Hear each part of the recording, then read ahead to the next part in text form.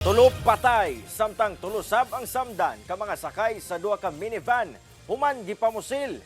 Among minivan, iya sa usa ka grupo sa MILF sa Shariff Saydona Mustapha, Maguindanao del Sur. Ang suspek, laing grupo rasab sa MILF. Ang detalye sa report ni Efren Mamak. Tadtad sa mga igo sa balak kining duha ka itom nga minivan. Human gipamusil sa kadalanan sa proper linantangan Shariff Saydona Mustapha, Maguindanao del Sur, banda 8:40 sa buntag adlawng Domingo. Sa hitabo, tulo ka mga sakay sa maong minivan ang dead on the spot, samtang samdan ang laing tulo. Silang tanan, mga miyembro sa Moro Islamic Liberation Front kon MILF. Giila ang mga namatay nga si alias Haris, Alimasadin ug Obama. Samtang samdan sila alias Akbar, Ham, lakip na si Malibuteng, ang commander sa 128th Base Command sa MILF. Gilayon kining dala sa ospital aron mapatambalan.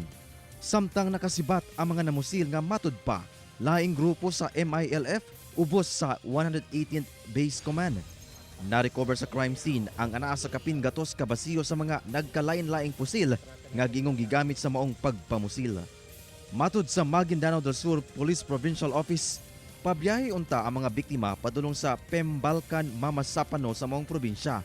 Apan, pag-abot sa lugar nga gikahitabuan, gipamusil sila sa mga sospek. Ginalantaw pa kung rido ang hinungdan sa pagpamusil. Inaalam pa po natin kung rido po ba ito or talaga pong away lang po ng mga grupo. Nakatakdang magsumite og written protest ang kapulisan sa tagdumala sa MILF kalabot sa hitabo.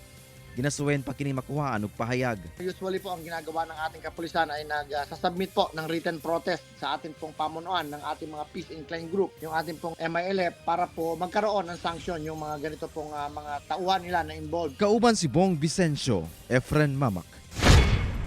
1 Mindanao.